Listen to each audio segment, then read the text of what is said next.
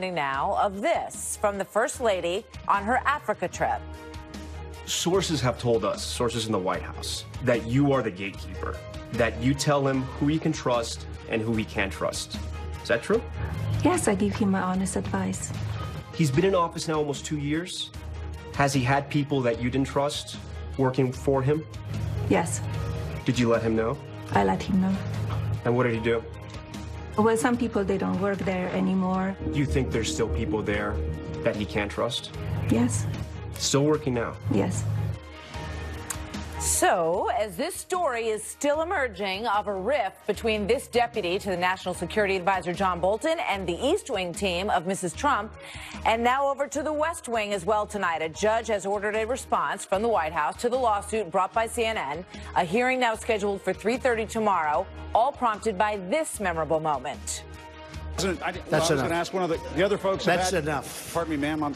Mr. President, that's enough. Mr. President, I had one other question, if I may ask, on the Russia investigation. Are you concerned that you may have? I'm not concerned about anything with the Russian investigation because it's a hoax. That's enough. Put down the mic.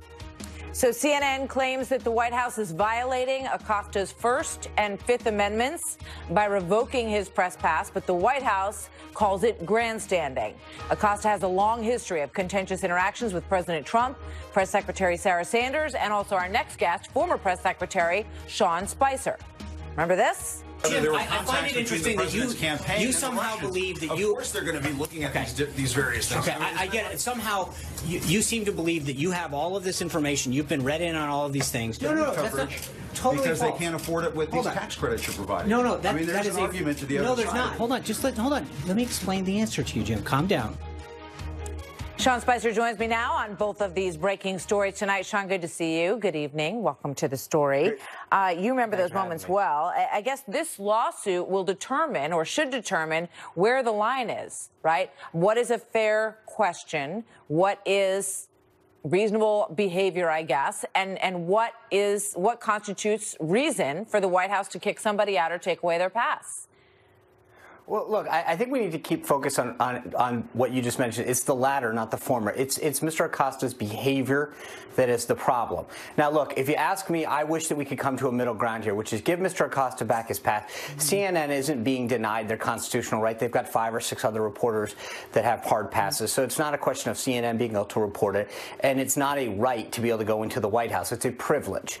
That being said, I think that it would behoove us all to take the temperature down a moment, say to the White House, okay, look, we're going to give Mr. Acosta his pass back, but come to an agreement with all the reporters that credentialed and say that we will agree to these minimum standards of decorum and professionalism, things that have usually gone unsaid but kept up over the years. And it wasn't until the Trump administration where you saw a lot of these people who wanted to not necessarily report, but to make themselves star. I mean, to be honest, it wasn't the nature of the question. Mr. Acosta wasn't even asking a question. He was challenging him on the premise of his use of words and his definition of them, and saying, I disagree with you. So other folks who look at this situation, I was watching one of them talking about it just yesterday, basically said, well, no, his question, he was challenging the president on the definition of this caravan and whether or not they constituted an invasion. And their argument was that that was a legitimate question. If it was phrased rudely or it was handled rudely or inappropriately, that is one issue that needs to obviously be dealt with. But their contention was that the question itself was appropriate. Do you disagree? No, not at all. Any press, any member of the media should be able to ask any member of the government anything that they want. But I don't think that's what's at issue here, and I don't think the president made that an issue. It was his behavior. He asked and answered that question twice. He then asked a series of additional questions. Frankly, it was rude to the other reporters in the room who all deserve to have a question asked themselves. So this isn't about the nature of the question, and I think that that's where the lines are getting blurred. This was about Mr. Acosta's behavior and lack of respect for the office of the president. The president made it clear that Mr. Acosta's question was asked and answered twice. He went on to ask a series of additional questions. It was rude and unbecoming to his other fellow journalists more than anything else. So that raises an interesting point because, the White House Correspondents Association is standing by Jim Acosta in this situation. Of course they are. You raise an interesting point because that's also their responsibility to some extent to say, is it unfair to the other reporters in the room? Is it sucking up all of the oxygen in the room and making it all about him when there are lots of valid, important questions that need to be answered in the room? And I wonder, you know, how much potentially they get pushback on that. Well, I've actually spoken to several reporters, both who cover the White House, some who are much closer or served on the White House Communications Association, or Correspondents Association, rather, and those that are just covering it. And I don't think they speak for anyone by any means. There's clearly a group of journalists that are disgusted and find Mr. Acosta's behavior out of line. But what happens is, and I wrote about this in my book, that there's a bunch of groupthink and fear of going against the groupthink that they all face in there. And so right now they all feel compelled to come out and say it. But privately they'll tell you that they find his behavior unacceptable and doesn't bode well for their industry. All right. So moving on to the issue of Mrs. Trump, the First Lady, and her office releasing this, you know, sort of really kind of unprecedented statement today, saying that with regard to the exit of Mira Ricardel, who was a deputy for the National Security Advisor John Bolton, her office said it is the position of the office of the First Lady that she no longer deserves the honor of serving in this White House, referring to Ms. Ricardel. Is that unusual? Yeah, very much so. And look, I think one thing that you've seen from the First Lady is she chooses her causes, her statements very deliberately. When she speaks, it's for a reason. And I think that she gives, obviously, as she mentioned in that interview with David Muir that you played, she gives constant advice to her husband. She is an unbelievable political strategist. And for her to come out publicly and say this is really says something about the relationship that this particular staffer clearly has with the East Wing. And I would think that this wasn't the first rodeo or encounter that they had. You've got to have really worn out your welcome for the First Lady to publicly I mean, the issue a suggestion statement. is that there was, you know, some disagreement on the Africa trip, so that makes that soundbite that we just played from ABC particularly pertinent. But also that this woman may have been leaking stories about her. This is the second person who's an aide to John Bolton to exit the White House, and apparently the Defense Secretary Mattis was also had some issues with some of these individuals. So does that signal to you that Mattis's position is strengthened or that Bolton's is weakened? I mean, what can we take away from this? Here's my takeaway. Don't underestimate the First Lady ever. When she speaks, take it seriously. She's got unbelievable political instincts. Her husband takes her counsel very seriously. She is very savvy when it comes to the media and the political strategy of her husband. So I would never in my life cross her. And the idea that it came to a public statement tells you that this particular person clearly didn't get the hint. Very, very interesting. Okay, Sean, thank you so much. Good to see you tonight. You bet.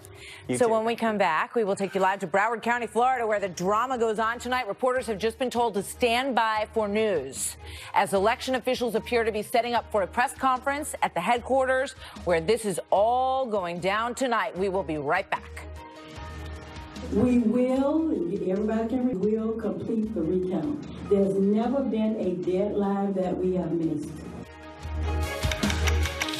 With Arizona now in the loss column for the GOP, the president has turned his focus to the Sunshine State, tweeting, "When will Bill Nelson concede in Florida? The characters running Broward and Palm Beach voting will not be able to find, in quotes, enough votes. Too much spotlight on them now." But Nelson is not backing down, and Senator Chuck Schumer is providing backup. He's been using his power as governor to try to undermine the voting process. He's tried to get the Florida Department of Law Enforcement to intimidate local supervisors of election. Trump and Scott are attempting to bully the election officials in Florida out of doing their jobs in an attempt to win this election. It's just plain wrong. It's un-American. So Phil Keating, live on the ground there where all the action is in Lauderhill, Florida tonight. Hi, Phil. Hi, Martha. It turns out Florida's recount deadline of Thursday afternoon, 3 p.m., may not be so firm of a deadline after all. This afternoon, Democratic Senator Bill Nelson, who trails Governor Scott by 12,000 votes, filed a new lawsuit hoping to void the deadline for any of the 67 counties in the state which cannot and fail to complete their machine recounts by Thursday afternoon, saying every legal vote cast must be counted, deadline or not. Looking live tonight inside the Broward County recount operation. Significant news and progress today. All 300,000 early votes have now been recounted. Workers are now getting to the mail-in ballots and the Election Day votes. An official says Broward is now ahead of schedule and likely to make the deadline. One of the races being recounted in Palm Beach County is the State House race. There, Republican Mike Caruso leads Democrat Jim Bonfiglio by 37 votes. That's in recount territory. Well, a Leon County judge, a Democrat today, ruled for Bonfiglio, giving Palm Beach County an extra 5 days to complete all of their recount races. Expect that ruling to immediately be challenged, either for a stay or appealing it up to the federal court, likely by the Republicans. The elections chief in Broward County, Brenda Snipes, long criticized for being incompetent and by some corrupt, indicated today perhaps she will step aside after this. Jeb Bush tweeted that the time has come. She should resign after the recount, saying public confidence in the elections process is suffering. As governor, by the way, Bush appointed Snipes to the position. Miami-Dade County, which has the most ballots to recount, is far ahead of Broward at this point, and making the Thursday deadline will happen.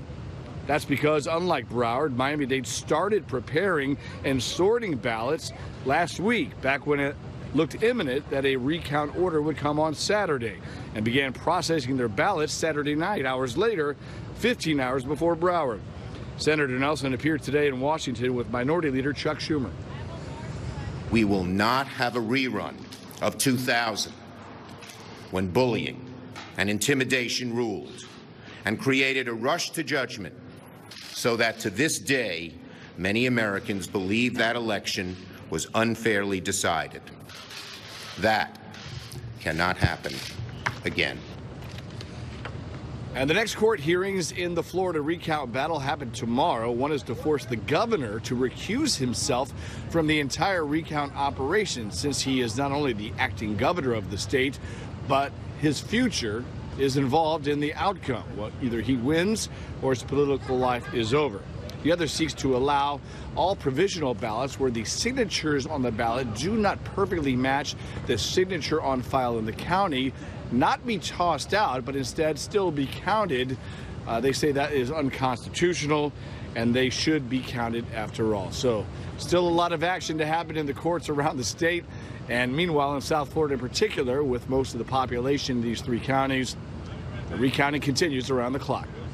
Martha? Bill, thank you very much. Right in the thick of it there. Here now, Florida GOP Chairman Blaise Ingoglia, who joins us exclusively tonight, and Kendall Coffey, lead attorney for the Gore campaign during the 2000 Florida recount. Gentlemen, welcome. Good to have both of you with us tonight.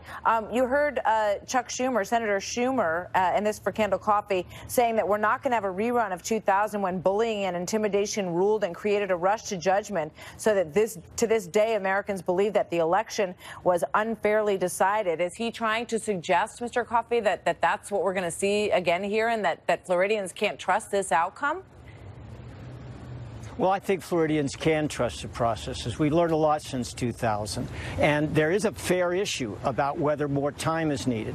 Wouldn't we agree that voters in Palm Beach County shouldn't somehow lose a right to a manual recount simply because their election officials don't get it done on time? That kind of equal protection challenge, standards need to be the same from county to county, was actually the legal strategy that Republican lawyers successfully used back in 2000, when it was argued successfully that different standards in manual recounts in Florida made the process unconstitutional.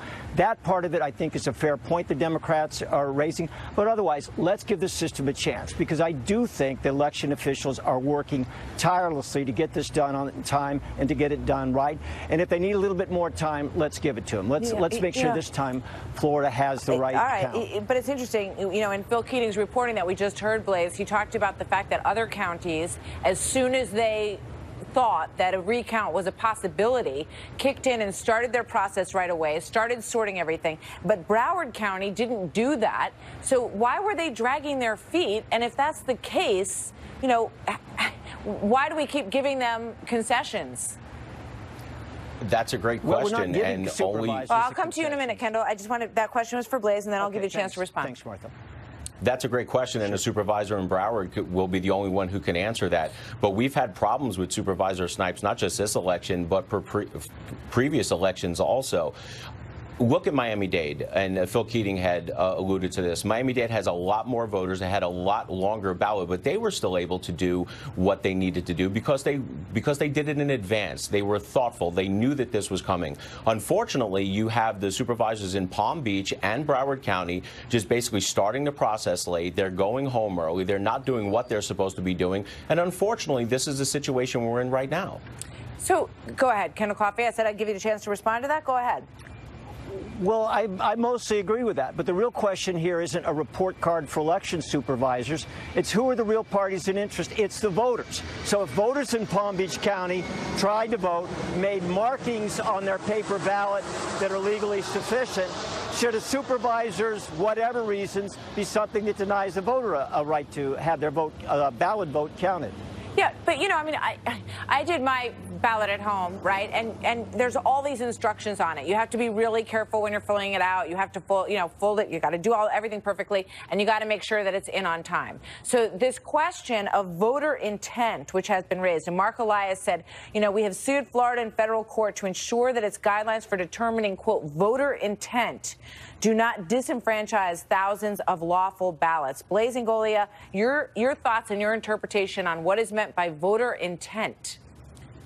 Well, actually, I'm going to diverge off of that. I think what's more important than voter intent is what the Democrats are doing when they filed a lawsuit the past couple of days, asking for all of the vote-by-mail ballots to be accepted after the Tuesday deadline. You know, we have a law in Florida that says that you cannot cast a ballot. A ballot cannot count if it's received by the supervisor of elections after 7 p.m. on Election Day. But the Democrats have now filed a lawsuit saying that they should accept them if they're received up to 10 days after Election Day. So while we are struggling with the voter intent, we have to deal with that lawsuit. I think one of the bigger issues from our perspective is that the Democrats clearly are trying to steal this election. Now they're trying to change the law after an election to try to get the outcome they want because they did not like the results on Election Day. Real quick, if you can, Kendall Coffey, you know, I mean, it's a valid question. If the law is that it has to be in by election night, you can't change the law after the fact. You can maybe change it next time around.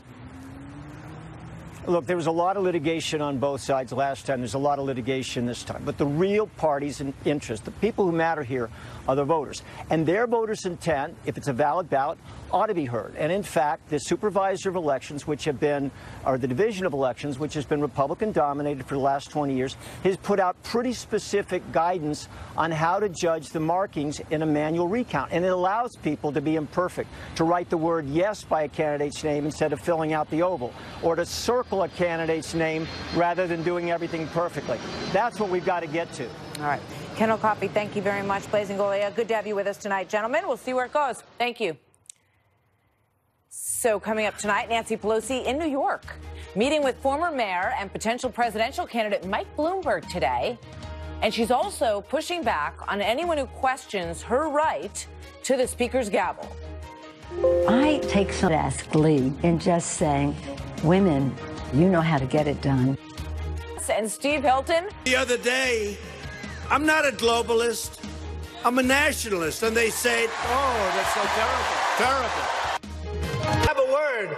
It sort of became old-fashioned. It's called a nationalist. And I say, really, we're not supposed to use that word. You know what I am? I'm a nationalist, okay? Two world leaders in a war of words over the meaning of the word nationalism. President Trump saying that it's about putting America's interests first. But French President Emmanuel Macron boldly disagreed. Patriotism is the exact opposite of nationalism. Nationalism is a betrayal of patriotism by saying, our interests first, who cares about the others? So you can see why that would have rankled President Trump a little bit. So which one has it right? I'm joined now by an American and a Brit. Bill Bennett is a former Secretary of Education, as you know, and he's the author of the brand new book, The True St. Nicholas, Why He Matters to Christmas, which we're going to have him back to talk about when we get a little bit closer, because I don't do Christmas before Thanksgiving, but we're going to start with that. And Steve Hilton is here, host of The Next Revolution and author of Positive Populism. Both are Fox News contributors. Gentlemen, welcome. Great to have you both here tonight. Bill, is nationalism white supremacists? I mean, that's the suggestion here at home, and in Europe, the suggestion is that it's some sort of version of totalitarianism.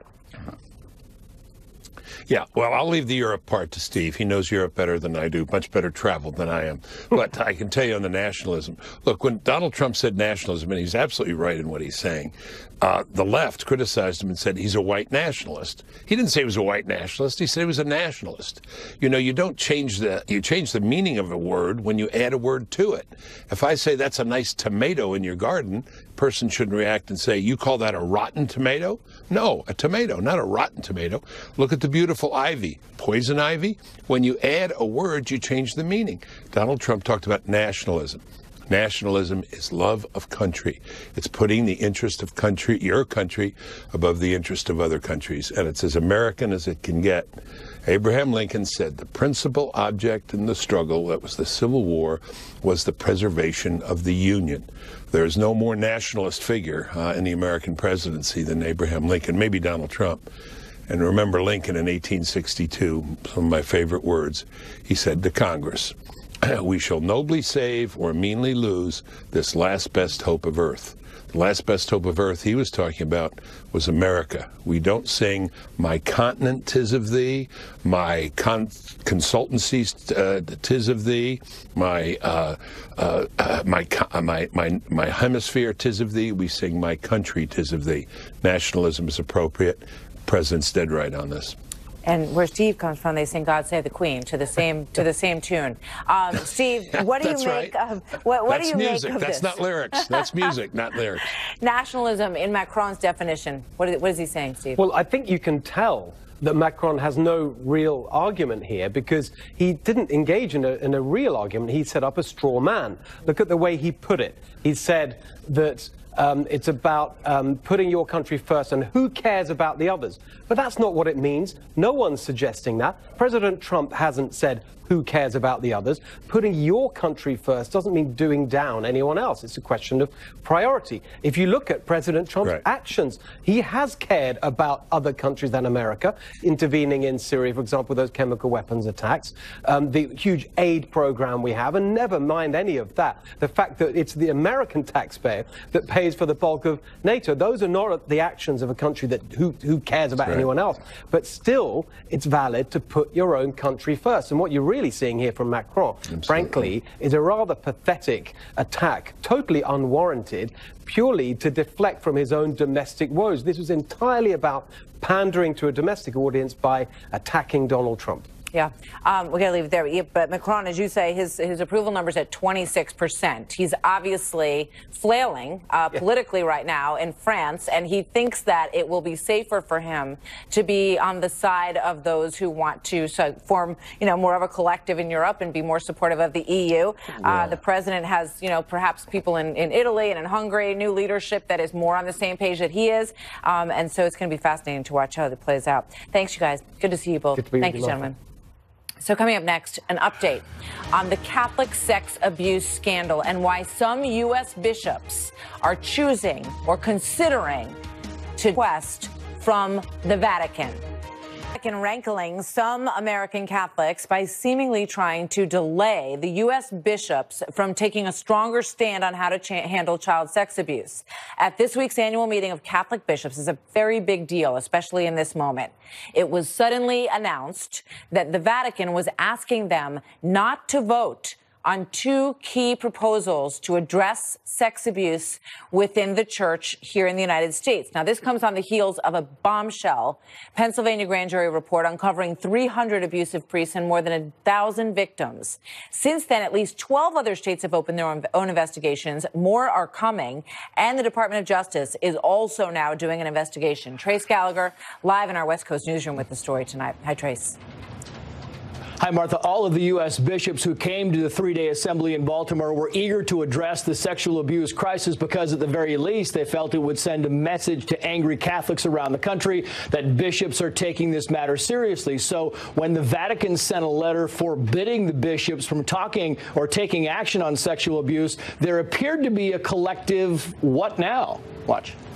They're having some hope that we seem to be moving in the right direction to say all of a sudden, okay, you can do everything but actually end up with an action item at the end is frustrating for us. Yeah, clearly the bishops are frustrated, but survivors and their advocates are furious because the primary goal of this conference was to make sure that bishops are also held accountable for complaints addressed against them. Back in July, then Cardinal Theodore McCarrick resigned after being accused of abusing an altar boy decades ago, and critics accused the Vatican of slow-walking reform. Look. What they are telling Catholics and the American public is basically, we care more about our organization and our princely titles and positions than we care about children and we care about Catholics. So far, the Vatican hasn't commented, but Cardinal Daniel DiNardo, the Archbishop of the Galveston-Houston Diocese, who actually received the Vatican letter and broke the news to the bishops, says the Holy See just wants to wait until the global summit in February so bishops worldwide are on the same page. Here he is. We're dedicated to it. We absolutely want it. The bishops that I've spoken to are of one mind, depending on any of their points of view. They're all on one mind of this. So, to my mind, we're set to go. Yeah, despite no action this week, the chair for the National Review Board for the Protection of Children and Young People is still asking bishops to conduct a thorough review of their dioceses files dating back to the 1950s. Attorneys general in a dozen states have already launched investigations, but U.S. bishops and Pope Francis have continually clashed on how to address this issue. Martha. Trace, thank you very much. Here now with more, Father Jonathan Morris, Fox News religion contributor. Father Morris, good to see you as always. What's your reaction? Well, just to put things in context, what Cardinal DiNardo is saying is we're set to go, meaning we're going to make some serious policy changes that would actually have oversight of the bishops by lay people about how they're dealing with sexual abuse cases. That is a radical policy change. And I think the bishops were on the right track for this. So the question is, why would Pope Francis intervene at the last moment and say, don't do this? Let me tell you, there's maybe two possibilities here. I think those who would be defending Pope Francis's action would say, actually, Pope Francis wants that to happen for the universal church. And that's why he's called this international meeting of presidents and vice presidents of bishops' conferences from all over the world to meet in Rome. And he wants a universal policy. On the other side, others would say, no, that's just a stalling tactic because bishops in Africa and Asia and other parts are not ready to do what the bishops in the United States are ready to do. So we'll find out in February. Is Pope Francis actually saying, well done, bishops of the United States, we want to make that universal? Or is he saying, no, let's not give up so much control to lay people over what would be the defense of the institutional church? Here's what strikes me. It's the participation of anybody outside the church making a judgment on what's going on inside the church that there is tremendous resistance to. Right? Yeah, well, lay people are inside the church, and that's an important thing, right? But they're not making judgment. Well, I think lay people should be making judgments. That's what lay people should be involved in making very serious judgments. But I'm saying that's what there's resistance to. I believe you're right. This idea that you're going to have, sort of an outside board that's going to want to see the investigation. The way I look at it, want to see what you're doing. Lay people are an inside board. They are the church. Right. We are the church. We're all the church. And we need mothers and fathers and professionals in law enforcement to be involved to make sure this doesn't happen. What is this all about? There's been thousands of children over the last 70 years. I'm talking about the time basically that some of these reports have studied. Thousands of children that have been abused by clerics. What is wrong with that? And why has there been cover-up? Thank God since 2002, basically the problem of actual abuse by priests has been eliminated statistically. But the cover-up has not been dealt with, and that's the issue here. Yeah. Well, there were a lot of bishops at this meeting who spoke out very strongly, Sean McKnight of Missouri among them, saying that, perhaps we should refuse to participate in what the Vatican's telling us. Maybe we should go our own way, which is revolutionary. Well, I think they should go their own way in the sense of deciding what is it that they believe that they should do. Yeah. And then they should try to propose it to the universal church. That's the way to go. We're going to stay on it with your help. Father Jonathan, always thank you very much. You've done a great job in this story, Martha. Thank you. Well, thank you. All right, so coming up here, changing gears a bit, Nancy Pelosi calls for female empowerment in her quest to reclaim the gavel. Because I want women to see that you do not get pushed around, that you don't run away from the fight. It's indispensable. But some of us are just better at our jobs than others.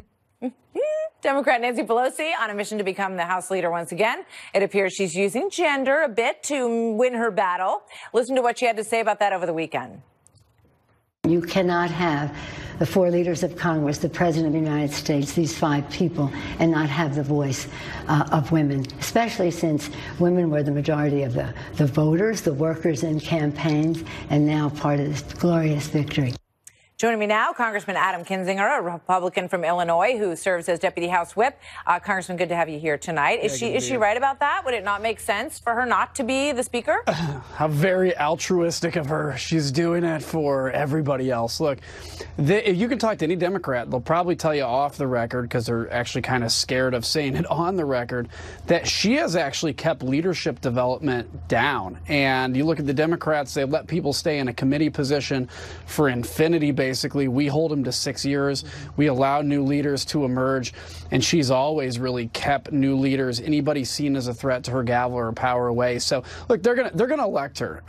This idea that there are going to be people that aren't going to vote for her, they will not vote for her in conference and then come out and vote for her on the floor and say they made their stand, but now they need to be unified, and they have a right to pick who they want. But I don't think she's doing this because she has like some altruistic view. It's not necessarily going to be that comfortable for her. Take a look at this. This is not about me. This is not about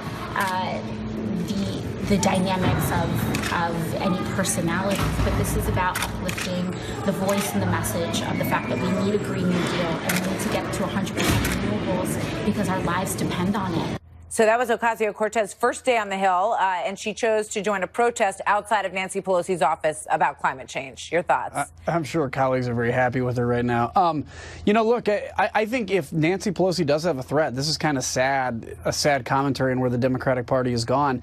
It's going to be from the left. There are going to be people that think she's not far left enough or she's not aggressive enough, and that's the place she'll have a threat. But, look, this is a party that they'll unify to put her in power, and then I think over the next couple of years, they're going to have a real problem showing unity, because remember now, they can't just resist anymore.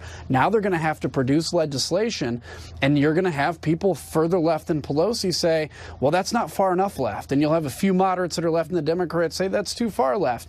And they'll have the same dynamic that, frankly, Republicans have struggled with for about the last 6 or 8 years. We'll see. A lot of moderate Democrats did win in places like Michigan and Wisconsin, so we will see. Thank you very much, Congressman. Always a pleasure. Thanks for being here tonight. See ya. Joining me now, Kayleigh McEnany, RNC spokesperson, and Marie Harf, former State Department spokesperson, now a Fox News analyst and co-host of Benson and Harf.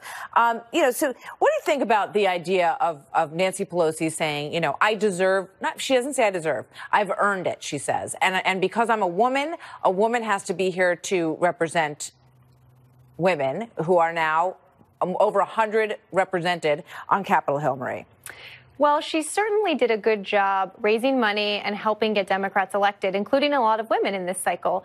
But I think that, and I also agree, by the way, that the argument that women should be in House leadership is a good one. Nancy Pelosi may not be the right person to make that argument because it sounds very self-serving, quite frankly, but she put her finger on something very important here.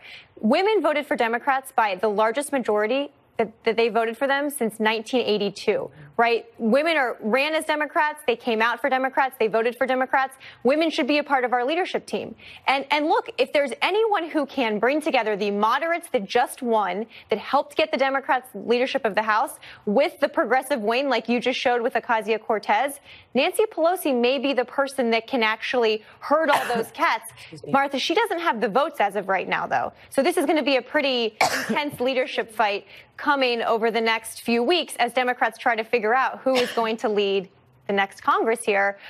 Democrats have the progressives, the Alexandria Ocasio-Cortezes of the world, but they also have all of these women, particularly, who won in the Midwest, moderates like Alyssa Slotkin, moderates like Abigail Spanberger in Virginia. We have a challenge in my caucus to bring these people together. Marie, though, the problem with that argument is the women you just named, Abigail Spanberger, for instance, said she would absolutely oppose Nancy Pelosi on the House floor if it went to a vote. Yeah. You have Alyssa Slotkin, who has said she would oppose her, Jahana Hayes, the list goes on, Rashida Tlaib. These are the new Democratic women coming in. And the problem for Nancy Pelosi's argument, saying, you know, I deserve to be here in part by virtue of my gender, is she is assuming that the 100 women coming to Washington are going to want her there by virtue of their gender, and women think as a monolith, vote as a monolith, and want Nancy Pelosi there as a monolith. It's a really flawed argument, and honestly, it's verging on sexism to assume women think a certain way by virtue of her gender and putting her in leadership. I wouldn't say, Kayleigh, that the first woman to hold the speakership of the House is engaging in sexism here. It's certainly a sexist argument to assume that these women think this way. I don't think that's why she is. She's going to have to make an argument to my caucus, to my party's caucus, about why she should be the leader.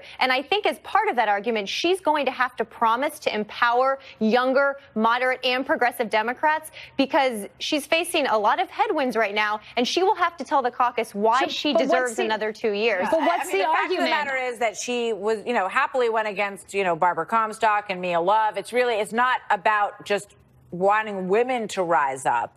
It's about wanting Democrat women to rise up, Marie. That's her job. And I have been critical of Nancy Pelosi, and I think that the Democrats have to decide whether the negative way she's used by the other side is worth the fact that she's a really good vote counter and can keep the caucus together. That's a political calculation we have to make as Democrats. She's going to face a challenge, though. This will be an interesting few weeks. She has a 29% approval rating, according to Huffington Post. She lost 63 House seats during her first midterm. And she won almost 40. Thanks for covering for my cough, too. That's the story on Tuesday night. We'll see you back here tomorrow night at 7. Tucker Carlson up next.